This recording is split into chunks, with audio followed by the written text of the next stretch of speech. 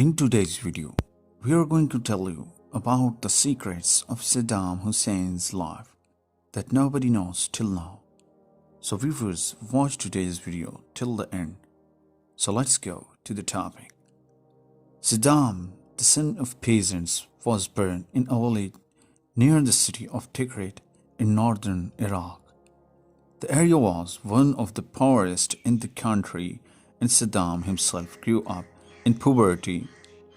Viewers, his father died before he was born, and he went at an early age to live with an uncle in Baghdad. He joined the Ba'ath Party in 1957. So in 1959, he participated in an unsuccessful attempt by Ba'athists to assassinate the Iraqi Prime Minister Abdul Karim Qasim. Viewers, Saddam was wounded in the attempt and escaped first to Syria and then to Egypt. He attended Cairo Law School 1962-63 and continued his studies at Baghdad Law College after the Ba'athists took power in Iraq in 1963. Viewers, the Ba'athists were overthrown that same years, however, and Saddam spent several years in prison in Iraq. He escaped, becoming a leader of the Ba'ath Party, and was instrumental in the coup that brought the party back in power in 1968. Saddam effectively held power in Iraq along with the head of state, Pres Ahmad Hassan al-Bakr, and in 1972 he directed the nationalization of Iraqi's oil industry. Presidency of Saddam. Viewers, Saddam began to assert open control of the government in 1979 and became president upon Bakr's resignation.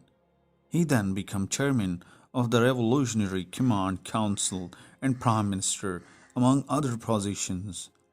Viewers, he used an extensive secret police establishment to suppress any international opposition to his rule, and he made himself the object of an extensive personality cult among the Iraqi public. His goals as president were to supplant Egypt as leader of the Arab world and to achieve hegemony over the Persian Gulf. Saddam launched an invasion of Iran's oil fields in September 1980, but the campaign bogged down in a war of attrition.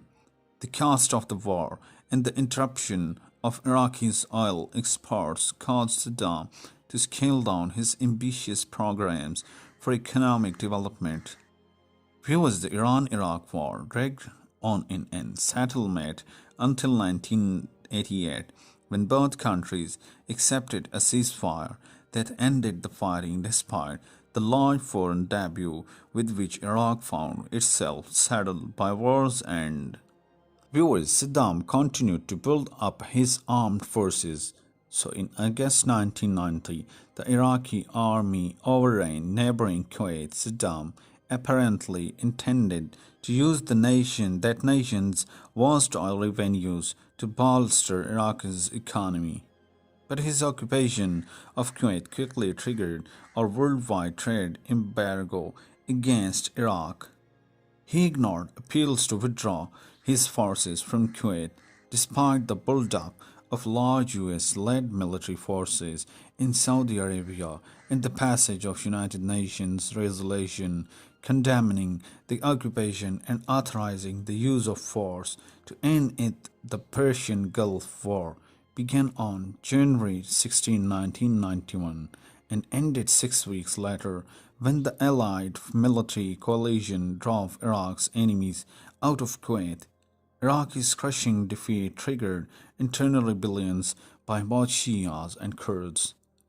But Saddam suppressed their uprising, causing thousands to flee to refugee camps along the country's northern border. Untold, thousands more were tortured and murdered, many simply disappearing into the regime's prisons, such as the notorious Abu Ghraib. Viewers, as part of the ceasefire agreement with the UN, Iraq was prohibited from producing or processing chemical, biological, and nuclear weapons. Numerous sanctions were leveled on the country pending compliance, and those caused severe disruption of the economy. Saddam's continued refusal to cooperate with UN arms inspectors led to a further airstrike by the United States and Great Britain in late 1998. The operation name was Operation Desert Fox. Both countries announced that they would support efforts of the Iraqi opposition to unseat Saddam, whose regime had grown increasingly brutal under UN sanctions. But the Iraqi leader barred on UN weapons inspectors from entering his country. In the interim, it became clear that Saddam was grooming one of his sons, Uday or Qusay, to succeed him. Both were elevated to senior positions, and both mirrored the brutality of their father. Moreover, Saddam continued to solidify his control at home, while he struck a profoundly defiant and anti-American stance in his rhetoric, though increasingly feared at home. Saddam was viewed by many in the Arab world as the only regional leader willing to stand up to what they say as American aggression. In the wake of September 11 attacks in the United States in 2001, the US government, asserting that Saddam might provide a terrorist group with chemical or biological weapons, sought to renew this disarmament process, though Saddam allowed UN weapons inspectors to return to Iraq in November 2002. His failure to cooperate fully with the investigation frustrated the United States and Great Britain and led them to declare an end to diplomacy. On March 17, 2003, U.S. Press George Bush ordered Saddam to step down from office and leave Iraq within 48 hours or face war. He also indicated that even if Saddam left the country, US force might be needed to stabilize the new government and search for weapons of mass destruction. When Saddam refused to leave, US and allied forces launched an attack on Iraq on March 20.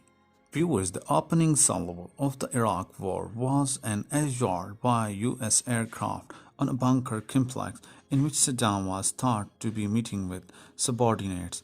Although the attack failed to kill the Iraqi leader, subsequent attacks directed against Saddam made it clear that eliminating him was a major goal of the invasion.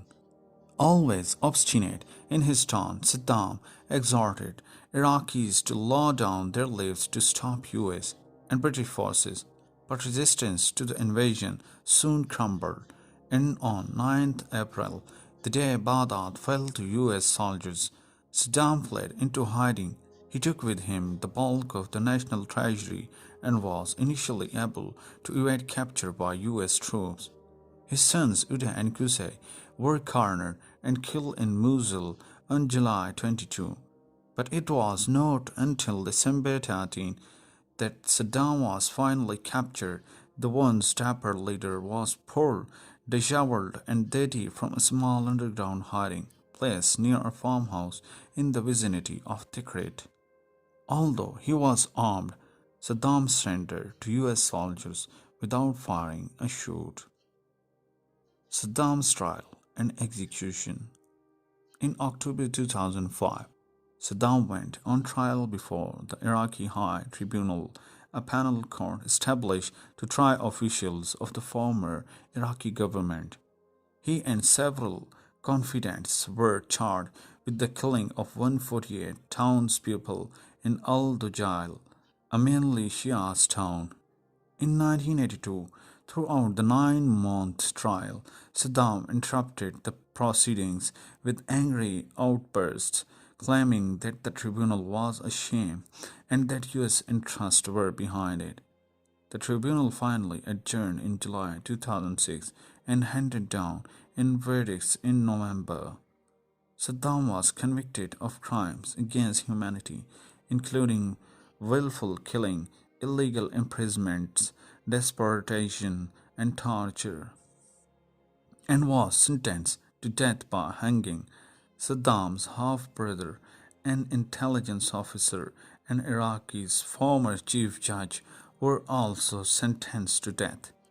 Days after an Iraqi court upheld his sentence in December 2006, Saddam was executed. That's it. Viewer, we hope you like our today's video. If you like, then like and share our videos and subscribe to our channel and press the bell icon for more videos.